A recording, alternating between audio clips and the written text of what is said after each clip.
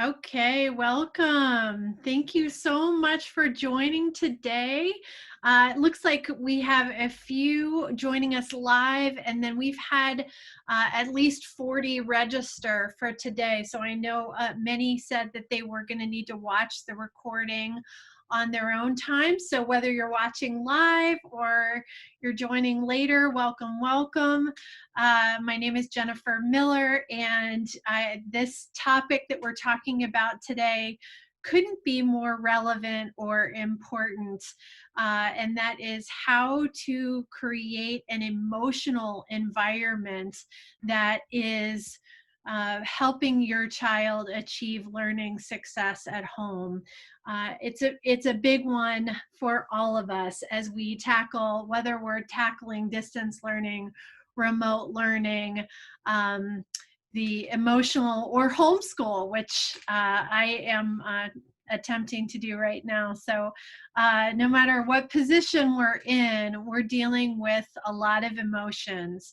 And so the more we can be intentional about how we deal with emotions in our family life and related to our children or teens schooling can make an enormous difference in whether they're able to achieve and learn at home.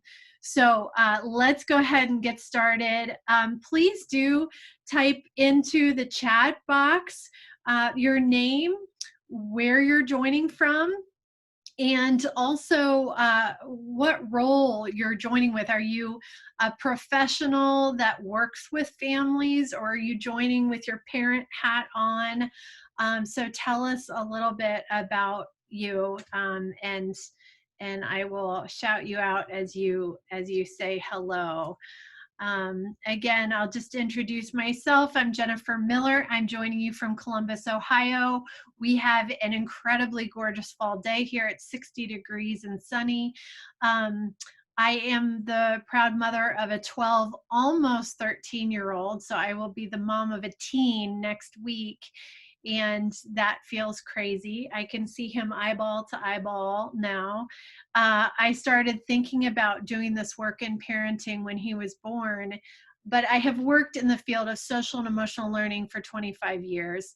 And it really is my passion to figure out how to support adults in the roles that they care about with children. So how can you be the most successful in your role with your child? And really, I've discovered over the years that the social and emotional development of children is that we don't talk about it enough, and yet it is top of mind, and it's what keeps us up at night. So it really is critical for our conversation. Just some Zoom learning agreements. If you could, we certainly, please use the chat box for questions and also comments. Feel free. And I don't see anyone joining on camera, so we don't need to go over those learning agreements, but I do ask you to consider, as you're working with your children on Zoom interactions, that you teach them some hand signals. So you teach them the learning agreements of mute until you talk, practice using the chat box, and also practice some hand signals like raising their hand if they have something to say, hand claps like this for appreciation, care, holding your heart. Me too, this is a nice sign for me too. Saying thumbs up for yes, thumbs down for no, in the middle maybe. These signs can really help us tremendously as we try to navigate Zoom and help our children learn through online communication. So how are you feeling today? I would be so remiss to go forward in this presentation and not ask, how are you feeling? So let me know in the chat box, how are you feeling? Considering not just this is, I'm fine, but the truth of the matter. I would love to hear from you. When I talk to parents these days, many are feeling overwhelmed. I get that a lot. Tired. Days are exhausting with the whole family at home. Um, some are saying they're excited about how they can support learning at home. So there's a huge range of feeling, and we know that anxiety and depression has gone way up in adults and in our children and teens. So that needs to be a part of our conversation today. I encourage you to take a moment to ask yourselves, how is my child feeling, or how is my teen feeling? If I really got into their heart and soul at this moment and was able to see into that window and find out how they're really feeling, how would they be feeling?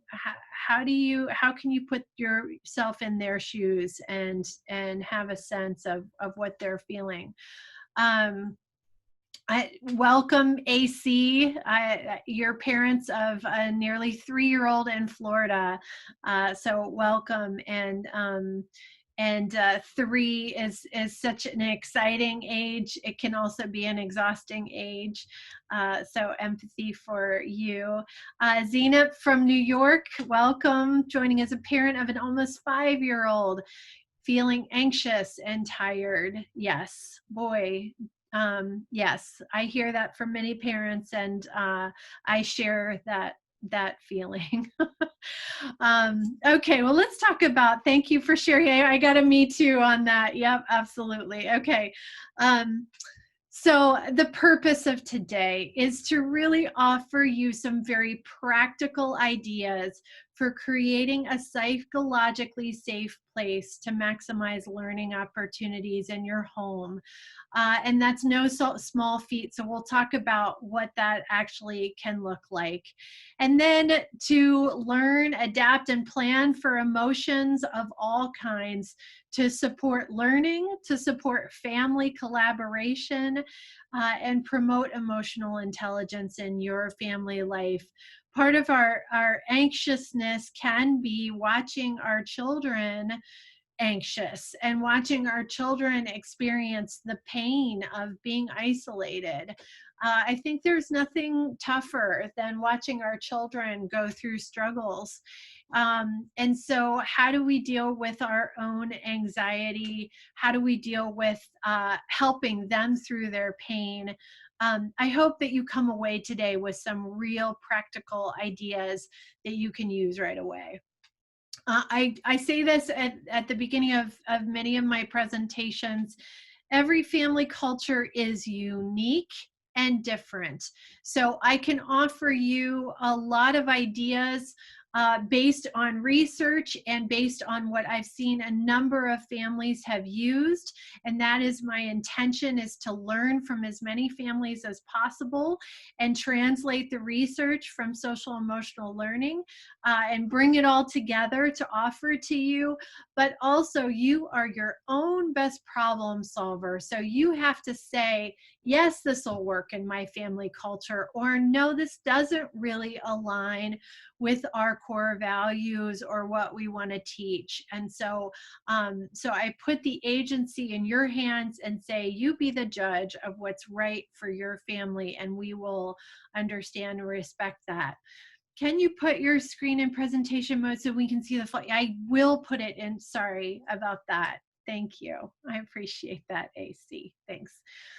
And, you know, of course, there is no such thing as perfect parenting, but it is worth saying, since we put so much pressure on ourselves, it is our most meaningful role. For some of us, it is the role in our lives that gives us a sense of purpose and meaning. And we put a lot of stake in it, and we put a lot of pressure on ourselves. And sometimes that pressure cooker can be a lot to live up to our own expectations. So there is no perfect parenting. There are no clear answers, and we're in this together, right? We are in this together. I also encourage you throughout the presentation to think about what big picture lessons could your children be learning from this very unique time that we are going through. I think reflecting on this helps us frame this in the big picture. Global pandemics come and go. This will come and go. There will be a time when this isn't as big of a concern, when COVID will not be in the news every day. And when we are older and hopefully wiser, how will we look back at this time as a time where we really had our children at our beck and call all day, every day, 24/7? And yes, that can be a lot, but it also is this really unique opportunity to have a significant influence on our children's lives, on their sense of resilience, on their ability to get through tough times and actually thrive. So let's talk about thriving. I just wanted to point out that everything that all the strategies that I recommend are based in solid research. This was some research that I did on aligning parents' hopes that they set for their children and hopes that they set for themselves with skills. And there was a direct alignment between what they said their hopes were, like, I hope that my child is happy and confident and fulfilled and responsible with these competencies that we're trying to build. I want to encourage you to think about the back to school as a process, not an event. Dear friends at Responsive Classroom, which is a social emotional learning curriculum, they talk about the first 6 weeks of school and how you can use that entire time frame to help set up systems and routines and model and teach those routines so that children are really prepared for the school year. So it is not the first day of school, it's not the first week of school. And what I'm going to encourage you to think about today is, how can you set up routines around proactively addressing emotions? How can feelings be a regular part of your day and your routine so that you are teaching your child about their big feelings, how to accept their big feelings, be compassionate with themselves and with others, and manage their big feelings with emotional intelligence? So I wanted to ask you the question, what does creating a psychologically safe environment, emotional environment, mean to you? And I'm going to give you a second to think about this. Please write in the chat, what does this mean? What are we talking about when we say psychologically safe emotional environment? I'm going to pause while you think about it, and I'm going to let you respond.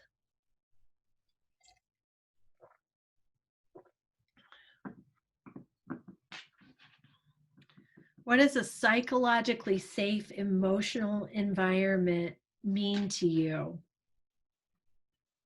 This is my son.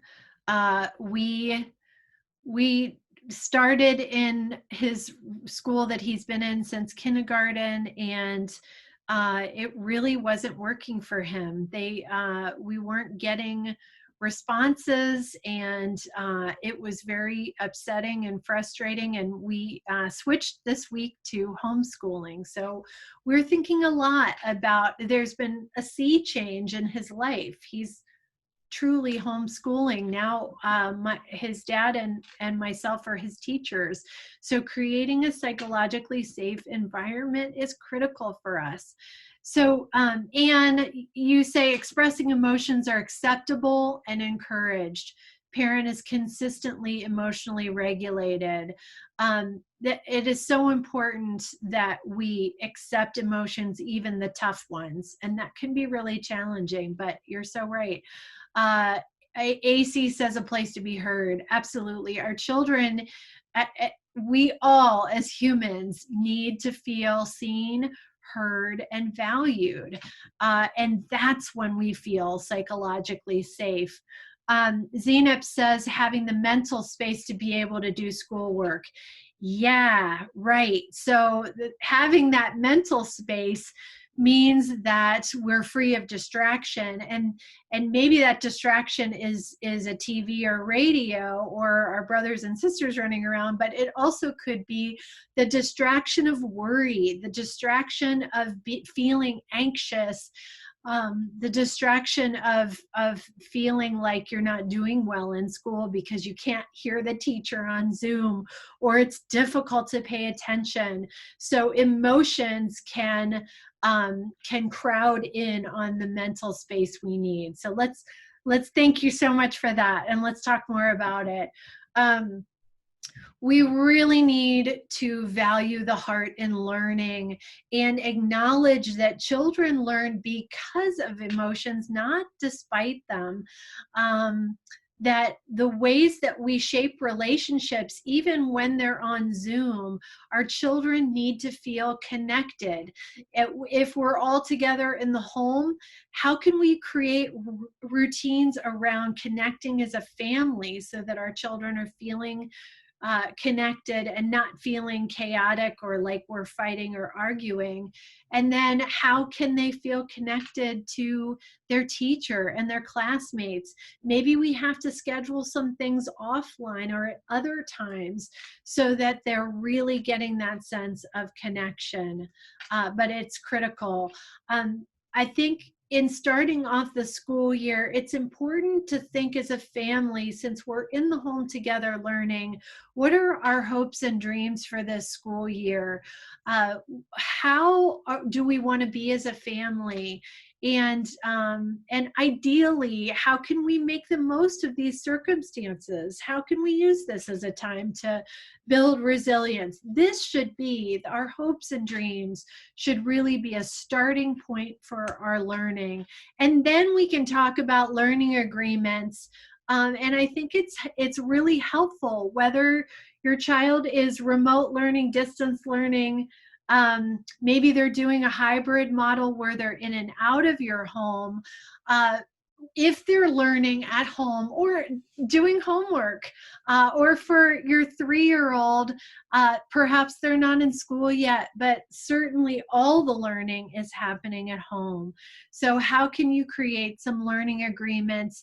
And if you have a young child, then it's learning agreements between the partners or the caregivers. And if your child is old enough, if they're school age, first, second grade and up, how can you develop learning agreements together that you decide these are really going to be important? We'll listen when someone else is speaking, for example. The morning routine is really critical to create a transition so that we're not at home all the time trying to figure out how to do school, how to do work. It gets very confusing with dishes in the sink and family life right there. We're doing everything in one space. So how can you create a morning routine in which you start the academic day, and perhaps your school gets online and does a Pledge of Allegiance? Perhaps they do a morning routine for you to transition into school. If they do not, or even if they do, I encourage you to think about how you can set up a morning ritual. You've done your business of getting your breakfast and getting changed for the day.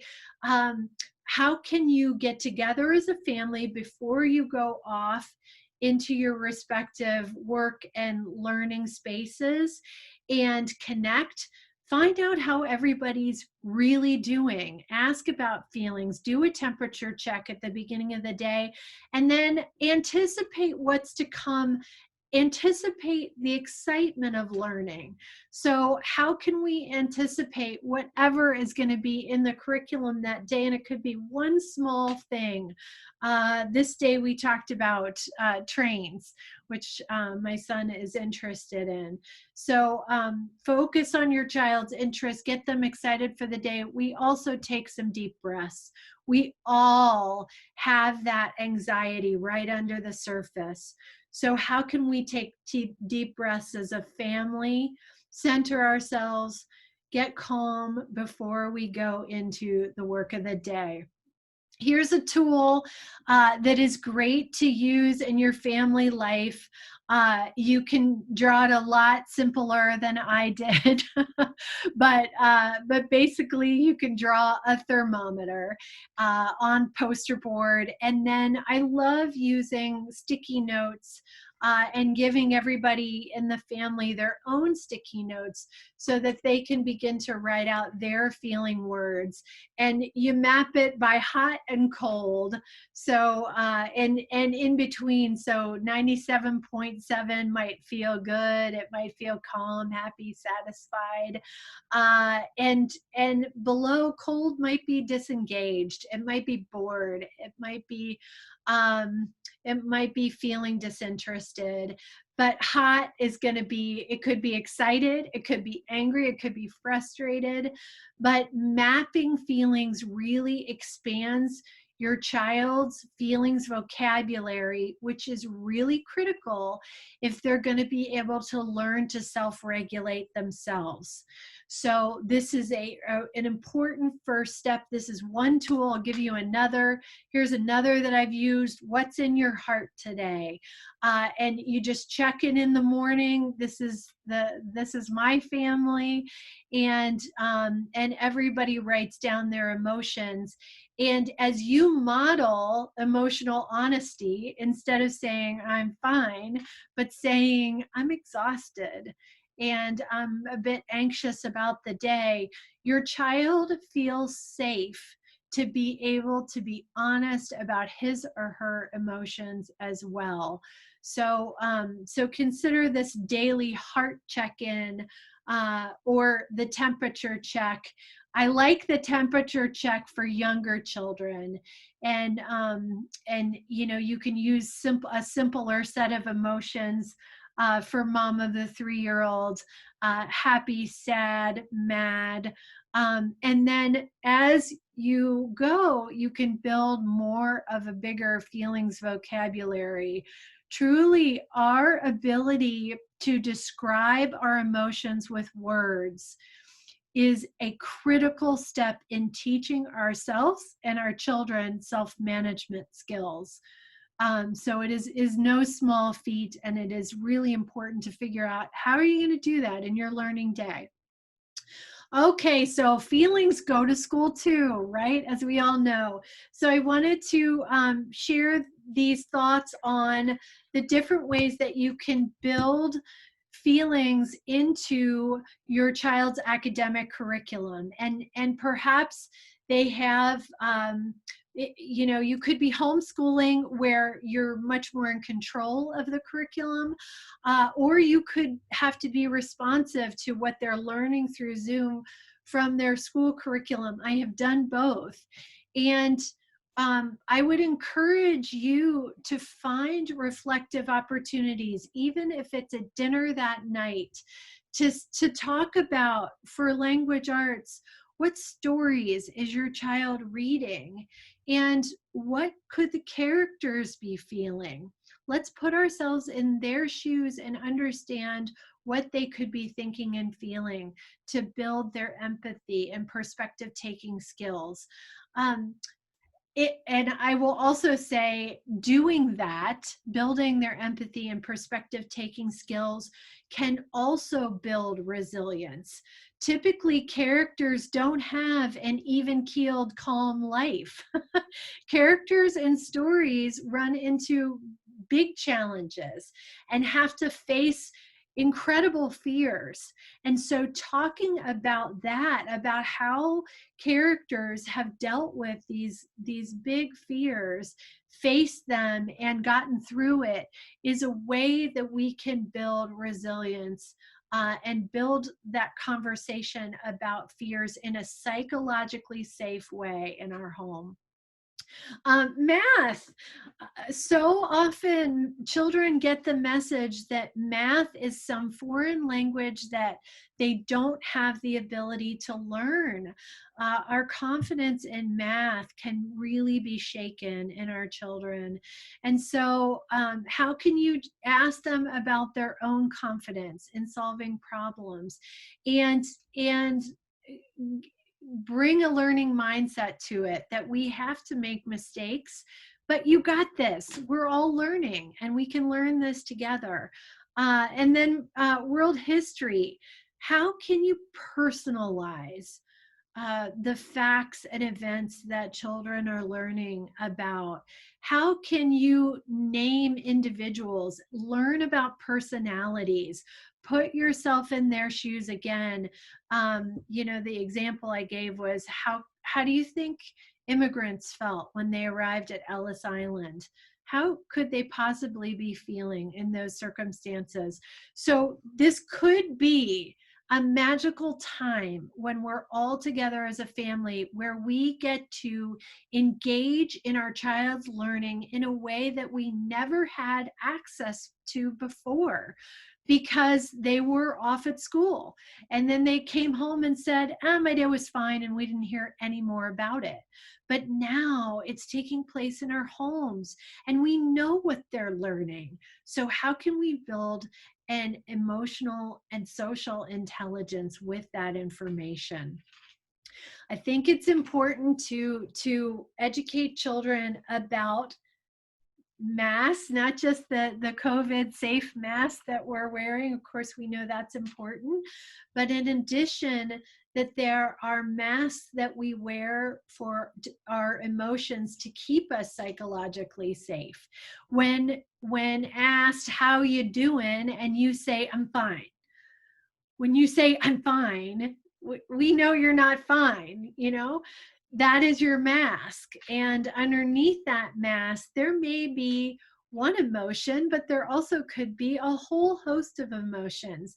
And children do not understand when there is especially a paradox in emotions. We hardly understand it as adults. We can feel excited, anticipatory, anxious, worried, fearful, angry, hurt, all in one big old mashup, right? And it is very confusing for us alone, let alone our children. So how can we talk about the masks that we wear, and also how we can take off our masks with one another and learn more about each other and what's in our hearts each day? Let's talk about coaching. Coaching is, and I'm not talking about sports coaching necessarily, I'm talking about interpersonal coaching. How can you plan to coach your child through anxious moments or fears? And we know this is coming up consistently throughout these uncertain times, where we're dealing with racial injustice, where we're dealing with a global pandemic, we're dealing with family arguments and disagreements about how we run our lives. There's a lot of uncertainty and controversy right now. And so our children feel that. And our children get a double dose, because not only are they dealing with school being very strange and different, but they are also dealing with the emotional contagion that they feel in us. So we all are getting kind of this double dose. So I think Anne said acknowledging, accepting worries is a critical first step, and that seems so basic. Now you just accept it. But how often do we want to shut it down in ourselves and in our children, because we don't have time for the pain, and it feels like too much. But the truth is that if we repress or ask our children to shake it off, move on, what's going to happen is that it will build, it will accumulate in themselves, and there will be an explosion. It has to come out at some point. So how can we practice accepting our own feelings, naming them, becoming intentional about accepting and naming them? You know, I am feeling anxious today. I wish I weren't. I, I wish I could tell you I weren't, but I am. And here's why. But I'm going to look for ways that I can deal with it. That modeling is so powerful for our children, and we can coach them through that. When you coach them, how can you help them locate the physical symptoms in the body? And everybody feels fear and anxiety differently. So I have this permanent neck pain that I've had because I think I'm doing this all the time. I think I'm just tightening up, and so I've had this neck pain. And of course, that is a sure sign of my anxiety. But my son might show it in different ways. So, how can you ask, what do you feel in your body when you're feeling anxious or fearful? And let's name those feelings. And then, how can we practice healthy coping strategies? And I'll go through some of those in the next slide. Also, I think it is really, really important that we counterbalance all this anxiety and fear with gratitude.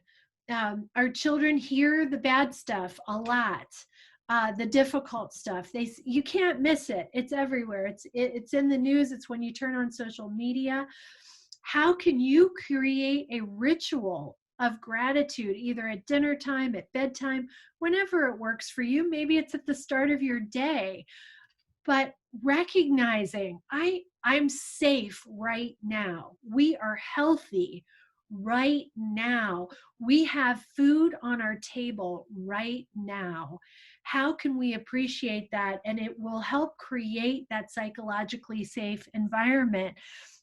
As your child feels threat from all of these warning signs around them, when we express, hey, we are good, look at the things, let's enumerate the things in our lives that are so fortunate, then all of a sudden they start to breathe better. It's true for us, it's true for them. When you're using coaching strategies, be sure you ask open-ended questions without expecting a particular outcome. Tell me, you said that you were feeling worried. Can you tell me more about that? And if it's about school, let's talk about that. Are you worried about your teachers' impressions of you? Are you worried about other students? So just give an open space without judgment for children to explore their worries, their fears, their big emotions.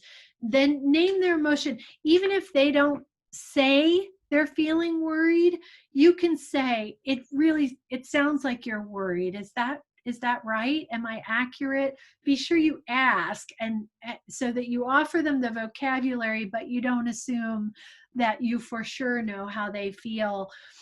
Reflect back their thoughts and feelings. I hear that you're feeling worried, and I hear that it's about your teacher and school.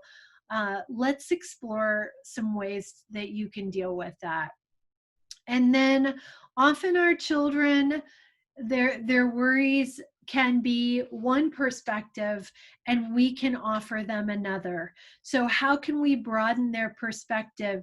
This is one paper over a whole year, and if you're not doing well on one paper, it's not going to affect your whole year. In fact, you might do your next paper much better because you struggled with this one and learned from it. And then of course end with, you got this, kid. I know you got this. Right. Here's some, I think it's really helpful to brainstorm with your family, with your kids. Write them down. Have your kids write them down. They'll have more ownership and knowledge of these strategies if they are the writers and illustrators. But think about what makes you feel better when you're sad or upset, and have a bunch of options at the ready. Could it be snuggling with a blanket? Could it be going in a corner with a favorite book? What are the listening to music is a great one. There are so many things that we can think of, but when we're in the moment of crisis where we're feeling awful, it is too hard to come up with it as adults or as kids. So why not have a list at the ready? Feel free to print this one off and use it. And I'll be sure to send the slides and follow up. This is another really good one. And this is one that, that can be used with children who are going through trauma, and adults who are going through trauma. This is a mindfulness practice that powerfully but very simply brings you back to the moment.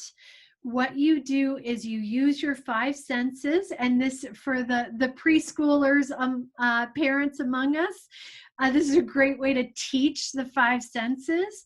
But you start off with just, what can you see? Name five things that you can see. And this is in a moment when your child's feeling really anxious. What five things can you see? Name them. What four things do you hear? And it forces you and your child to look around, to listen. If you're having a particularly stressful moment in your family, this is a wonderful pause that you can take. What three things can you smell? What two things can you touch? And finally, what was the last? I can't even see the last one. Oh, taste. What can you taste? So that can be a really powerful pause when everyone is anxious. Be sure to take brain breaks. If you've seen the research on using on being on Zoom, it is physically, mentally, emotionally exhausting to be on camera. This 1 hour will wipe me out. But some kids have to be on Zoom all day. And so be sure that you bring into your schedule the idea of brain breaks, and spend some time talking about it. What can we do on our brain breaks that's actually restorative? In other words, how can we stretch? How can we move, get out of our chair, get away from our screens? How can we walk outside?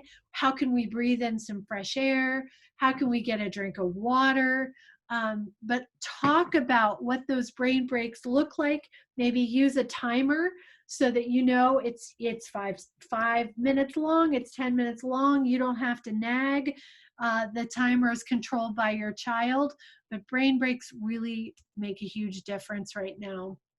And then also, I encourage you to talk about, and again, make a list of what your child loves to do off screen.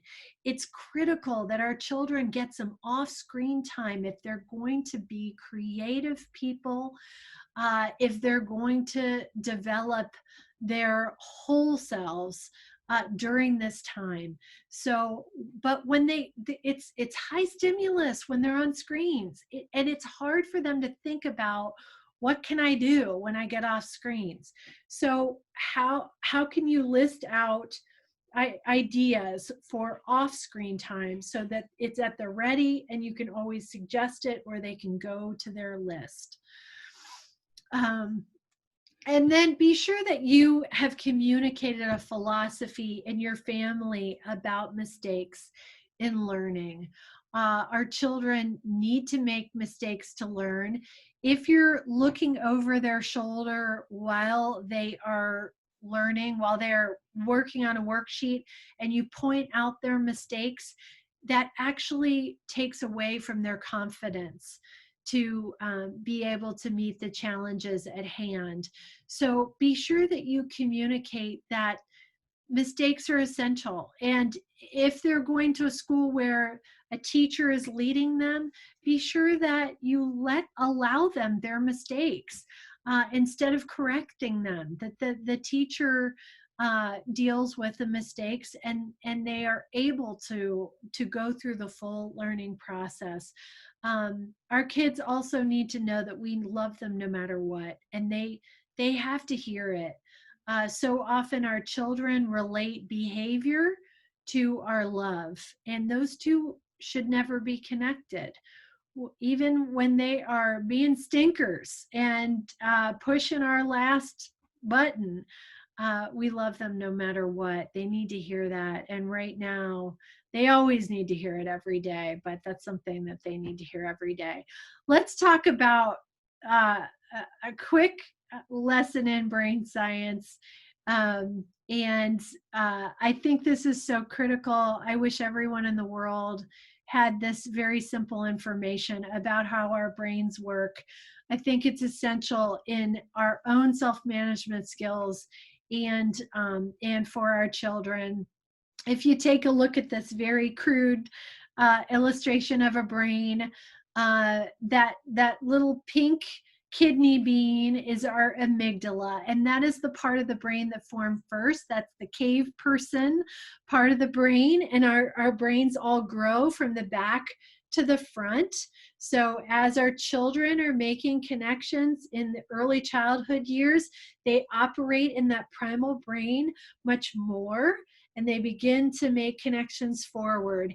And still our teens, I know there are teen interested folks on the call, our teens are still making connections to their higher order thinking skills or executive functions all the way through their mid to late 20s.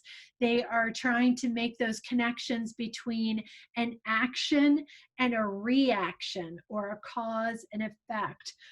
But the thing I wanted to call out here is our big emotions and what happens in the brain with big emotions. The amygdala, when we are feeling fearful, uh, really worried, maybe we're angry, maybe we're highly upset, any of those big threat emotions, we become what Daniel Goleman called in the book Emotional Intelligence, emotionally hijacked. And what that means is that this little kidney bean is isolated. There are chemicals that wash over the rest of the brain and isolate the amygdala, so that we can only use the kidney bean, and we can only think about fight, flight, or freeze actions and reactions. So those are the quick impulses that can serve us well in some circumstances, but as a parent, often they don't serve us well. And as a child in a family environment, fight, flight, or freeze is not always a great plan when we are upset. So what happens when we take a moment? Well, first of all, let's talk about what the typical scenario. What happens when our child is doing something that drives us insane, and we are angry, and they are angry and crying and upset and will not stop crying? So we're both up here. Child is up here and parent is up here, as far as blowing our stack. So our brain is strongly in the amygdala. Our child's brain is in the amygdala. When that happens, if we say, oh, we're going to teach a lesson in that moment, I'm going to teach them self-management, I'm going to teach them how to be responsible in that moment, it is unlikely that we will be able to, because our voice is going to raise. We're in fight mode, or we're in freeze mode. We can't access our language skills to think about the best way, or problem solve through the best way to handle it. So if our plan is to be amazing super person in that emotionally hijacked moment, it's not real. It's not realistic. It's not acknowledging our humanity or our child's humanity, because they are not going to be able to learn anything when they are in fight, flight, or freeze. They want to run away from you. They want to hide from you. They want to fight back, but maybe feel powerless to do so, or maybe they do fight back. So we have to take that into consideration when all these big feelings are coming up in family life. So let's talk about planning for that. I think every family, every individual in every family should have an emotional safety plan. When you feel that heightened emotion, or when you see your child in that heightened emotion state, but let's talk about you first. What will you say? And it better be brief, and it better be short, and it better be consistent so that you can remember it. And what I'll do after this is I will send you a template so that you can write down your plan, so you can have your own plan that you can share with your family. But what will you say? And mine has always been, Mommy needs 5 minutes. And I put out my hand, like, put all my energy into my hand. And then where will you go to cool down? This woman in the illustration is literally sitting right amongst her children, closing her eyes and going inside. We feel like we have to be immediately responsive to our children. We don't. We can take that pause. That pause will help us gain self-control, because when we sit down, when we close our eyes, when we take some deep breaths, the breaths actually take that chemical away from the rest of our brain. That physical process happens so that we can think more clearly about, how can we respond now in ways that are emotionally intelligent. So this is critical. And then how can you prepare your teen, your child, with their own emotional safety plan?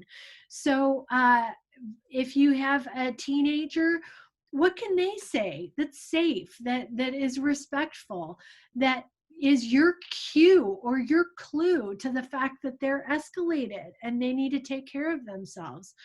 It could be as simple as, Mom, I'm mad. Okay, okay, then you know what to do. And if you have a plan, they do know what to do. Maybe they appreciate going outside. Maybe they appreciate going to their room. Maybe they have a special chair in the house that they go to. Have a plan and work on it with your family. Some of our most powerful parenting tools are seeking our child's input, as we said, coaching, asking open-ended questions, and then modeling. When we are taking that pause, closing our eyes, going into ourselves and taking those deep breaths, we are teaching our child to do the same. Have the confidence that that is what is happening in those moments, that you are teaching your child while you are taking care of yourself. And then how can you coach them through it with the confidence that they are their own best problem solvers, that we can help guide them, but also trust that they can manage their own relationships. And then give them some practice. For the parent of the 3-year-old, how can you practice healthy coping strategies? How can you practice getting mad? Get mad together. I'm so mad. My face feels so red. I am so upset. How can we feel better? And ask the question, and offer some options, and then do it together. So I could go snuggle with my teddy bear. Let's go do it.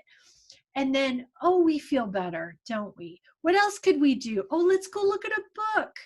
Oh, this helps us feel so much better. So it is amazing. Practice works with the youngest children if you turn it into a drama. And then talking about it with our teens when they're experiencing mood swings, they don't feel successful if they're talking back and angry. How can we help them be successful by giving them acceptable ways to express their anger? And then if they do things that are harmful, if the 3-year-old comes up and swats you, then you take the time to help them repair harm. That hurt mama's feelings. That that so how could you make me feel better? And go through it. Support your child in repairing harm in the relationship. You could pat me, you could give me a hug. And for teens, there are all kinds of ways that we can guide them to repair harm when they've caused harm in relationships. How can you talk it through? How can you share your honest feelings? How can you make things better? Parents are more empathetic, understanding, and patient when they learn about children's social and emotional development. So I'm hoping that maybe joining me today and learning a bit about how to create a psychologically safe emotional environment in your home may give you more patience and understanding with your child, and even more importantly, with yourself. How can we have the self compassion that we need, acknowledging that we've got a lot of big feelings right now, and we're all doing the best that we can. And so, how can we continue on this learning agenda of learning about our child's development, learning about our own emotions, so that we can bring the best of who we are to our children? Um, so, you know, I ask you to consider, how will you continue to learn about building social and emotional skills in your own parenting and for your children. Thanks, AC, for joining. I appreciate it. I wanted to point out, free on Confident Parents, Confident Kids, there are cooperative games listed by social emotional skill, a great way to work together as a family. There are book recommendations by age and stage and by social emotional skill, global exploration online, links, parenting book recommendations. Um, there are more free resources if you're interested in exploring more about your child's development. Today Parenting, I've worked on the parenting guides that they offer. I've also built parenting tools on parentingmontana.org, and Edutopia is full of wonderful resources as well. So check those out. What are you taking away today? What did you learn that you're going to put in place? If you have a moment to type in the chat, I'd love to hear what you're taking away from today's presentation.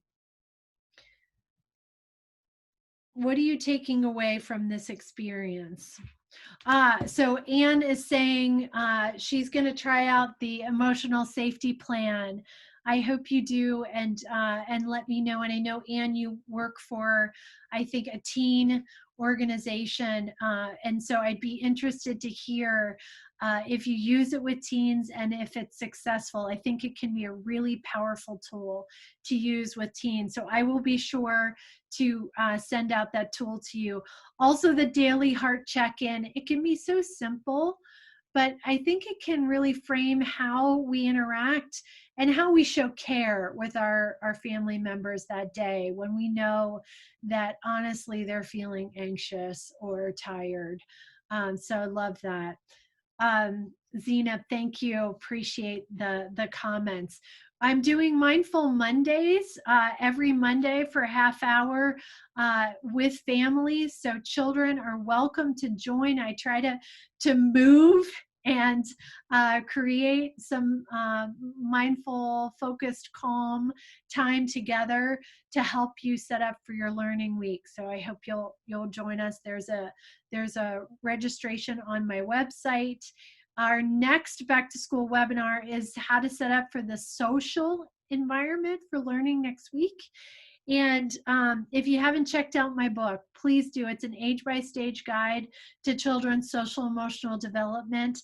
And stay posted on my website. There will be an announcement of a course that follows my book starting in October.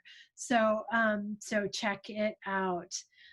Thank you so much for joining today. It was a treat to be with you, and I wish you kindness to your own hearts and your own psychological safety in your family life. And if you pursue that, you will be giving that gift to your children as well. So I wish you the absolute best. You stay healthy and safe too. Thank you so much. I'm going to stop here, the share here. Thank you all. And hopefully I'll see you soon in the coming webinars. Thanks again. Bye-bye.